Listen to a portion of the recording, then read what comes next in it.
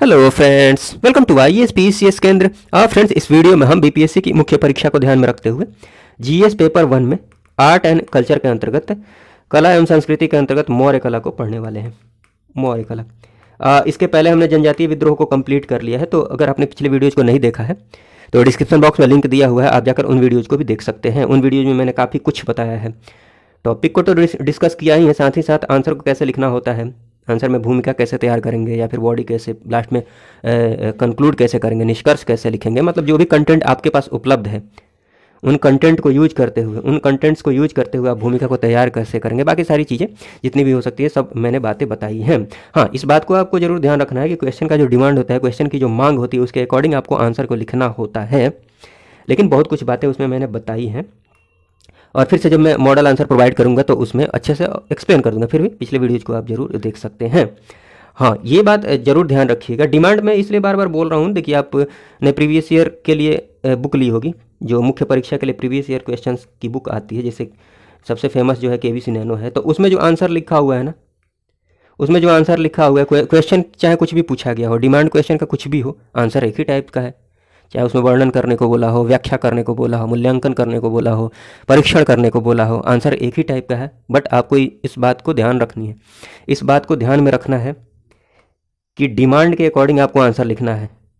Question का जो demand है, ये बार बार मैं इसलिए बोलता हूँ ताकि आपके दिमाग में ये सेट हो जाए। ऐसा ना रहे कि क्वेश्चन कुछ भी पूछता हो, मौर्य कला से संबंधित क्वेश्चन पूछा है तो सारी बातें आप लिख दिए जो आपके समझ में आया। नहीं, थोड़ा सा डिमांड को ध्यान में रखते हुए आंसर को लिखना होता है।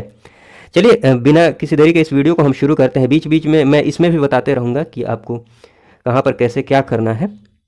बाकी आप पिछले वीडियोज़ को जरूर देख लीजिएगा। मौर्य कला की बात करते हैं तो देखिए, ये बात आप ध्यान रख सकते हैं, कला मानव की जो रचनात्मक कल्पना होती है ना, ये मौर्य कला से संबंधित ही बात नहीं है। आप कला से संबंधित कोई भी क्वेश्चन आता है ना, तो आप इसको इंट्रोडक्शन में यूज कर सकते हैं। और मौर्य कला की बात की जाए तो इन बातों को आप इंट्रोडक्शन में यूज कर सकते हैं। सामान्य से इंट्रोडक्शन की बात की जाए, सामान्य भूमिका की बात की जाए तो आप इन बातों को यूज कर सकते हैं। हालांकि मैं बार बार बोल रहा हूँ कि क्वेश्चन की जो मांग है, जो डिमांड है, उसके अकॉर्डिंग आप इंट्रोडक्शन लिखें, चाहे बॉडी, चाहे वो कंक्लूड करना हो, निष्कर्ष लिखना हो, वो करें क्वेश्चन के डिमांड के अकॉर्डिंग, मांग के अकॉर्डिंग। फिर भी सामान्य से इंट्रोडक्शन की बात कीजिए, जनरल से इंट्रोडक्शन की बात कीजिए, तो इन बातों को आप ध्यान रख सकते हैं। हाँ, इसकी बात मैं कर रहा था, कला जो है मानव की रचनात्मक कल्पनाओं की क्या है, मूर्त अभिव्यक्ति है। मतलब जो भी मानव की रचनात्मक कल्पना होती है ना, उसकी मूर्त अभिव्यक्ति, मूर्त मतलब जो दिख सके, जो सामने दिख सके, मूर्त अभिव्यक्ति है। तो ये कला से संबंधित कोई भी क्वेश्चन आता है, इस लाइन को यूज कर सकते हैं इंट्रोडक्शन में।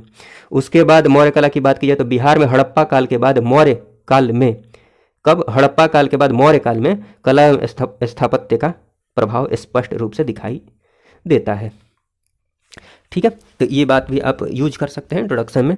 बाकी कला की ये टाइम पीरियड दिया हुआ है, कला की प्रगति के स्पष्ट साक्ष्य बिहार में मौर्य काल में कब दिखते हैं, लगभग 4वीं शताब्दी ईसा पूर्व से दिखाई देने लगते हैं, उपलब्ध होने लगते हैं। तो इन बातों को यूज कर सकते हैं, जिनमें कला के दो रूप देखने को मिलते हैं। एक तो दरबारी कला अर्थात राजकीय कला, मतलब जिन कलाओं को राजकीय संरक्षण प्राप्त होता है, और एक लोक कला जो स्वतंत्र रूप से जिन कलाओं का निर्माण होता है, लोक रुचि का जो विषय होता है उन पर स्वतंत्र रूप से इन कलाओं का निर्माण होता है। ठीक है, तो ये सारी बातें हैं। उसके बाद चलिए हम एक एक करके सारी बातों को डिस्कस करते हैं। आप ये फ्लो चार्ट जरूर बना सकते हैं, जहाँ भी आपको स्कोप मिले फ्लो चार्ट बनाने का, डायग्राम बनाने का, मैप बनाने का, आप उस स्कोप को भरपूर यूज कीजिए, क्योंकि उससे आपको आंसर को लिखने में टाइम भी बचेगा, मार्क्स भी मिलेंगे, और जो टाइम बचेगा उसको आप किसी और क्वेश्चन के आंसर में दे सकते हैं। ठीक है, तो मौर्य कला की बात कर ली जाए तो देखिए, आपको इनको दो भागों में बांट सकते हैं। एक तो राजकीय कला, जिनके अंतर्गत राजकीय कला या फिर दरबारी कला, स्थापत्य कला के नाम से भी जान सकते हैं, क्योंकि इनके संरक्षण में मुख्य रूप से स्थापत्य कला का ही निर्माण होता है।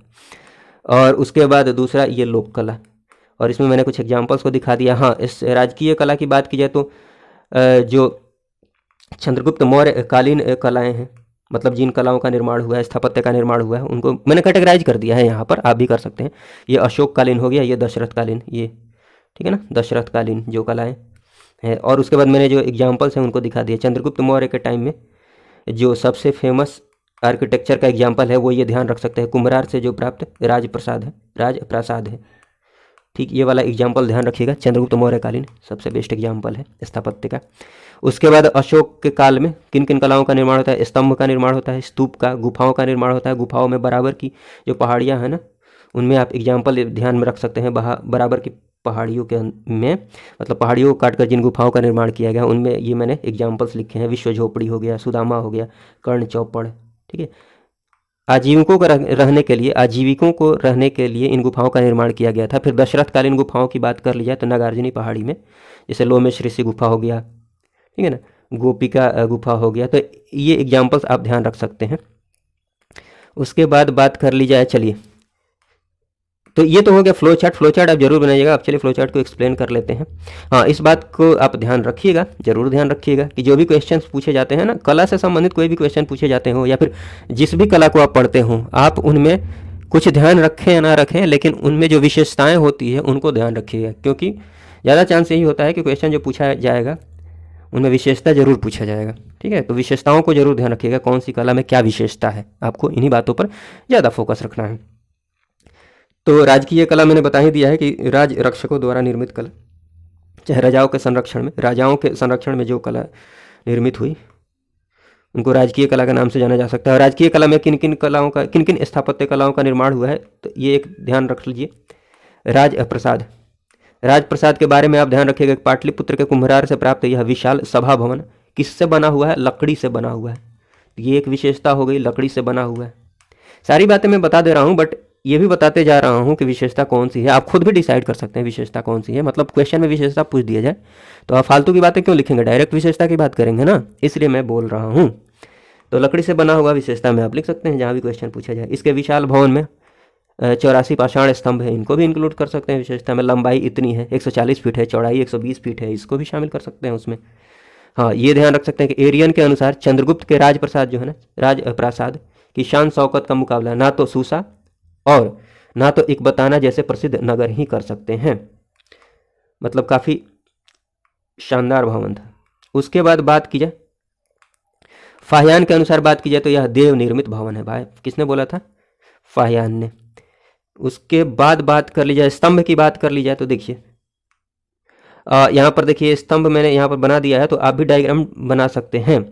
और ऐसा नहीं कि बहुत अच्छा डायग्राम बनाना है, बस आपको ऐसा डायग्राम बना देना जिससे उसको समझ में आ जाए, सामने वाले को समझ में आ जाए, एग्जामिनर को समझ में आ जाए। तो सिंपल सा डायग्राम मैंने इसलिए बनाया ताकि आप भी आसानी से बना सकें। क्या करना है, ऐसे खींच दीजिए। ऐसे खींचने के बाद ये उल्टा कमल है खिला हुआ, तो ऐसे ऐसे कर दीजिए, जैसे आपको समझ में आता है ऐसे कर दीजिए। उसके बाद ऐसे ऐसे, ठीक है, फिर ऐसे, फिर ऐसे, फिर ऐसे, समझ रहे हैं ना? ऐसे ऐसे ऐसे, जैसे मन करे आपको, मतलब आसानी से बना सकते हैं। उसके बाद ऊपर में ये रखा हुआ है चौकोर या गोलाकार, फलक बोलते हैं। और उसके ऊपर जो आकृति है, कैसी भी आकृति आप बना सकते हैं, ऐसे कुछ भी करके बना सकते हैं, कुछ भी बना दीजिएगा, ठीक है, आसानी से। चलिए, तो ये नीचे जो है ना, इसको बोलते हैं यष्टि, ये यष्टि है। और ये फलक है, ये अधोमुख कमल है, मतलब उल्टा उल्टा कमल रखा हुआ, खिला हुआ कमल है उल्टा। और ये कोई भी आकृति है पशु की, पशु या पक्षी की आकृति, क्योंकि यही आकृति देखने को मिलती है, जैसे हंस, सिंह, हाथी, बैल। ठीक, तो मैंने पर्टिकुलर किसी पशु या पक्षी का चित्र ना बनाकर ऐसे ही कुछ भी बना दिया है, आप ऊपर लिख सकते हैं इन बातों को। ठीक, चलिए, उसके बाद स्तंभ की बात कर ली जाए तो इनकी विशेषताएं क्या हैं, इनके बारे में थोड़ा देख लेते हैं। चुनार के बलुआ पत्थर, ये बनारस के नज़दीक है चुनार के बलुआ पत्थर से निर्मित किए गए हैं स्तंभ। और ये एकाश्मक है, इंपॉर्टेंट विशेषता है, ध्यान रखिएगा। एकाश्मक मतलब एक ही पत्थर से, नीचे से लेकर ऊपर तक एक ही पत्थर से बने हुए हैं, ठीक है ना, ऊपर से लेकर, मतलब कोई जोड़ नहीं है उनमें, ज्वाइंट। उसके बाद बात की जाए, ये बिना किसी आधार तल के है, बिना किसी आधार तल के है, ये भी ध्यान रखिएगा। लंबाई क्या होती थी? 35 से 50 फीट। और चमकीले पॉलिश का प्रयोग किया गया है, यह भी विशेषता ध्यान रख सकते हैं। फिर ये देखिए कि रामपुरवा के स्तंभ का जो ये शीर्ष है ना, उस पर बैल की आकृति बनी हुई है, तो एग्जाम्पल भी हो गया, अब विशेषता भी हो गई, बैल की आकृति बनी हुई है। ये पूर्वी चंपारण में है रामपुरवा। सारनाथ की बात की जाए तो सारनाथ स्तंभ के शीर्ष पर ये चतुर्सिंह आकृति है, इसी को भारत सरकार ने अपना राज्य चिन्ह बनाया है, तो ये तो बहुत ही इंपॉर्टेंट एग्जाम्पल है, ध्यान रखिएगा। फिर लौरिया जो नंदनगढ़ है पश्चिम चंपारण में, उसके शीर्ष पर सिंह की आकृति है। और लौरिया जो अरेराज है पश्चिम चंपारण में, उस पर भी सिंह की आकृति है, ठीक है। सारनाथ चतुर्सिंह, ये मैंने अभी बताया ना कि स्तंभ को स्वतंत्र भारत की सरकार ने अपना राज्य चिन्ह बनाया है, तो ये आप ध्यान रख सकते हैं। देखिए, मैप आप बना सकते हैं, बिहार का मैप बनाकर कुछ चीज़ों को, जैसे जो भी स्तंभ हैं, गुफाएं हैं, ठीक है, उनको मैंने यहाँ पर दिखा दिया है मैप में, तो आप भी दिखा सकते हैं, आपको फ़ायदा ही होगा। ये बसाड़ स्तंभ वैशाली में है, तो देखिए मैंने यहाँ दिखा दिया है, नंदनगढ़ लौरिया नंदनगढ़ पश्चिम चंपारण में, ये पश्चिम चंपारण में लौरिया अरेराज, पूर्वी चंपारण में रामपुरवा हो गया, ये बसाड़ वैशाली में, कुम्भरा और पाटलिपुत्र में, ठीक है। और ये बराबर है नागार्जुनी जो गुफा है जहानाबाद गया में जो फैला हुआ ये नागार्जुनी बराबर नागार्जुनी पहाड़ी, तो ये कहाँ पर है, इधर की तरफ है। तो ये भी आप मैप में दिखा सकते हैं, काफ़ी फायदा होगा। चलिए अब स्तूप की बात कर लेते हैं। तो स्तूप क्या होते थे, तो स्तूप बेसिकली तो आप ये ध्यान रख लीजिए कि स्तूप जो हुए ना, ये महात्मा बुद्ध, शुरुआत कैसे होती है, महात्मा बुद्ध के महापरिनिर्वाण के पश्चात उनके शरीर के अवशेषों को 8 भागों में बांटा गया। कितने भागों में, 8 भागों में बांटा गया, तथा उन्हीं अवशेषों पर समाधियों का निर्माण किया गया, जिन्हें क्या बोलते हैं, स्तूप बोलते हैं। ठीक है, यहाँ से शुरुआत होती है। हाँ, उसके बाद आप ये सारी बातें ध्यान रख सकते हैं कि सम्राट अशोक के द्वारा 84,000 स्तूपों का निर्माण कराया जाता है। स्तूप, हाँ, ये विशेषता हो गई कि ये स्तूप वस्तुतः ईंट अथवा पत्थर से निर्मित ठोस गुम्बद होते थे, ईंट अथवा पत्थर से निर्मित, ये ध्यान रखिएगा। उसके बाद देख लीजिए स्तूपों की संरचना अर्धगोलाकार होती थी, विशेषता हो गई ये भी। आंतरिक भाग में कच्ची ईंटों का प्रयोग किया गया है, ठीक ना, कच्ची ईंटों का प्रयोग किया गया था, ये भी ध्यान रख सकते हैं। बाहरी भाग में पक्की ईंटों का प्रयोग, ये भी विशेषता हो गई। एग्जाम्पल के रूप में सांची का स्तूप हो गया, सारनाथ का जो धर्मराज का स्तूप हो गया, भरहुत का स्तूप हो गया, तक्षशिला का स्तूप आदि, ये सब चीज़ें हैं, ठीक है ना। हाँ, मैप की बात की जाए, डायग्राम की बात की जाए, तो डायग्राम देखिए मैंने जानबूझकर ऐसे बनाया ताकि आप भी आसानी से जल्दी से बना सके। कुछ नहीं करना है, सिंपल सा डायग्राम है। कैसे, देखिए मैं बताता हूँ आपको, समझाता हूँ। कुछ नहीं कीजिए, ऐसे बना दीजिए, फिर ऐसे एक लाइन खींचिए, ऐसे ऐसे ऐसे खींच दीजिए, हो गया। अब क्या करना है, कुछ भी नहीं, ये जो हर्मिका है ना, ऐसे बना दीजिए यहाँ पर, सिंपल सा है। ऐसे एक लाइन खींच दीजिए, उसके बाद 1 2 3 गोल गोल बना दीजिए, छत्रक, ठीक है। उसके बाद क्या करना है, ये सब हो गया। फिर ये जो तोरण द्वार है, वेदिका है, ये बनाना बिल्कुल आसान है। कैसे, क्या करना है, देखिए मैं समझाता हूँ, ध्यान से देखिएगा। ऐसे ऐसे 2 लाइन खींचिए, फिर यहाँ भी खींच लीजिए, फिर ठीक ऐसा ही इस साइड, ऐसे ऐसे ऐसे ऐसे। देखिए एग्जाम में जब आप आंसर लिखने जाएंगे, वहाँ पर कलाकारी थोड़ी करनी है, आपको ऐसा डायग्राम बना देना है कि देखने में ठीक ठाक हो, सामने वाले को समझ में आ जाए। क्योंकि टाइम तो होता नहीं है, आपको ज़्यादा टाइम नहीं होता है कि आप बहुत अच्छे से डायग्राम बनाएं, ठीक है।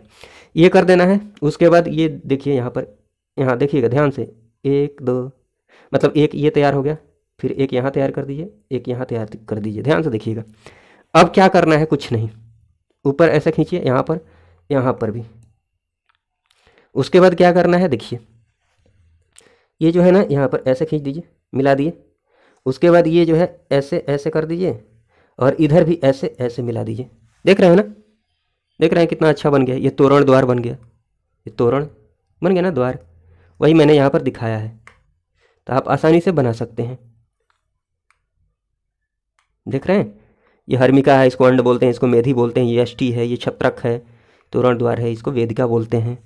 तो आप बिल्कुल आसानी से बना सकते हैं। मेरी कोशिश यही है कि आप मतलब जो भी चीज़ें हैं उनको आसान कर दिया जाए। चलिए गुफा की बात कर ली जाए, तो गुफाओं का जो निर्माण किया गया, चट्टानों को काट कर गुफाओं का निर्माण किया गया। और एग्जाम्पल भी यहाँ पर लिख दीजिएगा, मैंने ऊपर फ्लो चार्ट में एग्जाम्पल दिखाया है, ठीक है। विशेषता की बात की जाए गुफाओं की, मौर्यकालीन तो गुफाएं सादी हैं परंतु चमक सराहनीय है, ये विशेषता में आप शामिल कर सकते हैं। उसके बाद बात की जाए तो लकड़ी के कार्य की नकल की स्पष्ट झलक दिखाई देती है, और लकड़ी के द्वार मिलते हैं गुफाओं में, और छतों और दीवारों पर चमकीली पॉलिश का प्रयोग किया गया। ये सब विशेषताएं हैं, ध्यान रखिएगा, विशेषताओं को आप जरूर ध्यान रखिएगा। लोक कला की बात कर ली जाए तो स्वतंत्र कलाकारों द्वारा लोक रुचि की जो वस्तुओं का निर्माण किया गया, उन्हें लोक कला के नाम से जानते हैं, जिसमें पत्थर की मूर्ति और मृदभांड, पत्थर की जो मूर्तियाँ बनाई गई, मिट्टी के बर्तन, ये देखने को मिलते हैं। मूर्तियों की बात कर ली जाए तो देखिए सभी मूर्तियां भूरे बलुआ पत्थर की बनी हुई है, विशेषता में आप ध्यान रख सकते हैं। एग्जाम्पल के रूप में लिख सकते हैं दीदारगंज से ये चामर ग्राहिणी की जो यक्षी की मूर्ति प्राप्त हुई है, वो बेसनगर से प्राप्त यक्षिणी की मूर्ति आदि, ठीक, ये एग्जाम्पल में। परखम से यक्ष की जो मूर्ति प्राप्त हुई है, ये सब एग्जाम्पल्स हैं। हाँ, इनके शरीर पर वस्त्र तथा आभूषण अत्यंत मनोहर है, ये विशेषता होगी। ये मूर्तियाँ लोक धर्म का प्रमुख आधार थी, ये भी ध्यान रखिएगा विशेषताओं में। हाँ, अब मौर्य काल की बात कर लिए तो ये सारी तो बातें थी। मौर्य कला की बात कर लिया तो इनका क्या प्रभाव पड़ता है आगे जाकर, इनका महत्व क्या है, आगे क्या प्रभाव पड़ता है इन कलाओं का, ये भी आप ध्यान रखिएगा। क्वेश्चन ये इंपॉर्टेंट बात है। देखिए मौर्य कला का प्रभाव मौर्योत्तर काल में, गुप्त काल में, पाल काल में तथा बाद के काल में भी स्पष्ट रूप से दृष्टिगोचर होते हैं, दिखाई देते हैं। उसके बाद बात की जाए कि मौर्यकालीन निर्मित जो सारनाथ चतुर्सिंह स्तंभ है, का प्रभाव इतना अधिक पड़ा कि स्वतंत्र भारत की सरकार ने इसे अपना राज्य चिन्ह बना लिया। ये मैंने बता ही दिया है। फिर मौर्यकालीन जो गुफाओं का अनुसरण की बात कीजिए, मौर्यकालीन गुफाओं का अनुसरण करते हुए बाद में मतलब कालांतर में भी पहाड़ी गुफाओं के भीतर चैत्य और बिहार के निर्माण की शैली विकसित हुई है। एग्जाम्पल के रूप में आप बाद में देख सकते हैं गुप्त काल में नालंदा महाविहार हो गया, विक्रमशिला महाविहार हो गया, सोमपुरी, उदंतपुरी, ये सब। उसके बाद आप ये देख सकते हैं कि मौर्य युगीन जो यक्षिणी की मूर्तियाँ है ना, मौर्य युगीन यक्षिणी की मूर्तियों के आधार पर कालांतर में मतलब बाद में बुद्ध, बोधिसत्व तथा जैन तीर्थंकरों की विशाल मूर्तियों का निर्माण किया गया। और इसी प्रकार मौर्य युगीन जो स्तूप बने, स्तूपों का अनुकरण करते हुए बाद में कई स्थानों पर बौद्ध एवं जैन स्तूप भी बनाए गए हैं। ये सब बातें हैं और बहुत सारी बातें हो गई, अच्छी बातें।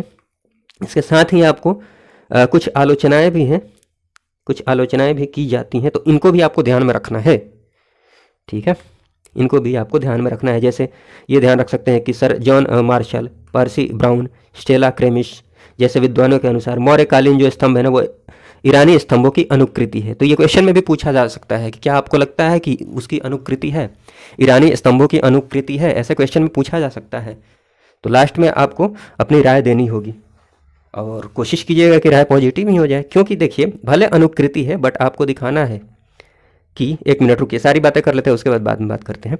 जैसे जहाँ ईरानी स्तंभों में, यहाँ देख लीजिए, जहाँ ईरानी शैली में और आलोचना में क्या क्या बातें कही जाती हैं। जहाँ ईरानी शैली में खंभों के शीर्ष पर फूल, पत्ते, बेल और पक्षियों के माध्यम से सजावट का प्रयास किया देखा जा सकता है, वहीं मौर्यकालीन स्तंभों में इसका अभाव है। ठीक है, इसका अभाव है। ये सारी बातें हैं। उसके बाद इनके शरीर के अगले भाग की प्रस्तुति पर अधिक ध्यान दिया गया है, केवल अगले भाग की प्रस्तुति पर ज़्यादा ध्यान दिया गया है। उसके बाद देखा जाए तो मौर्यकालीन जो मूर्तियाँ हैं ना, मौर्यकालीन मूर्तियों में पत्थर व मिट्टी की मूर्ति तो मिलती है लेकिन धातु की कोई भी मूर्ति नहीं मिलती है। ठीक है, तो ये सारी बातें हैं। उसके बाद बात की जाए और एक मिनट, बिल्कुल अनुकृति की बात की जाए, हाँ तो ये पूछा जाएगा कि सर जॉन मार्शल, पर्सी, ये अभी मैंने बात की थी ना कि अगर क्वेश्चन में आपको पूछ लिया जाए क्या आपको लगता है कि मौर्यकालीन जो स्तंभ बने हुए हैं वो ईरानी स्तंभों की अनुकृति है, तो आप एग्जाम्पल के रूप में बता सकते हैं कि अनुकृति नहीं है। कैसे? क्योंकि जो मौर्यकालीन स्तंभ है ना उसके नीचे आधार तल का प्रयोग नहीं किया गया है, जबकि ईरानी स्तंभ में आधार तल का प्रयोग किया गया है। तो आपको जैसे जस्टिफाई करना है, आपको जो लगता है आप आंसर में लिख सकते हैं, बट कोशिश आप कर सकते हैं क्योंकि मौर्यकालीन जो कला है, यहाँ की कला है, तो पॉजिटिव रिस्पॉन्स दें। और कुल मिलाकर चाहे कुछ भी क्वेश्चन पूछा गया हो, जब निष्कर्ष आप लिखेंगे तो पॉजिटिव ही नोट पर उसको ख़त्म करेंगे, सकारात्मक नोट पर आप उसको ख़त्म करेंगे। ठीक है ना, सकारात्मक नोट पर आपको कंक्लूड करना है आंसर को, चाहे कुछ भी पूछा गया हो। आपको जो भी लगता है अनुकृति है या नहीं है, वो कुछ भी हो, लेकिन जब आप निष्कर्ष लिखेंगे तो आपको कोशिश ये करनी है कि आपका जो कंक्लूजन निष्कर्ष है पॉजिटिव नोट पर ख़त्म हो। एग्जाम्पल देते हुए आप बता सकते हैं कि नहीं, मुझे ऐसा नहीं है कि अनुकृति है। जैसे कि ईरानी स्तंभ में जो ईरानी स्तंभ है, सॉरी मौर्यकालीन स्तंभ है, उनमें आधार तल का प्रयोग नहीं किया गया, आधार तल नहीं मिलते हैं, जबकि ईरानी स्तंभ में आधार तल का प्रयोग किया गया है, तो अनुकृति कैसे हो गई। और जो ऊपर शीर्ष पर पशु पक्षियों का प्रयोग यूज किया गया है मौर्यकालीन स्तंभ में, जबकि ईरानी स्तंभ की बात की जाए तो इसमें फूल, पत्ते, बेल और पक्षियों का प्रयोग किया गया है। ठीक, तो कंप्लीट रूप से अनुकृति नहीं हुई, ठीक है ना, कॉपीड नहीं हुई, कहने का मतलब नकल किया गया है, नकल नहीं है। ठीक है, तो ये बातें आपको थोड़ी सी ध्यान रखनी। हाँ, आलोचना में इन बातों को आप ध्यान रखिएगा, क्या क्या किन किन बातों पर आलोचना की जाती है। ठीक है, ये सारी बातें हैं। बाकी चलिए, इस वीडियो को देखने के लिए आपका बहुत बहुत धन्यवाद। जय हिंद, जय भारत।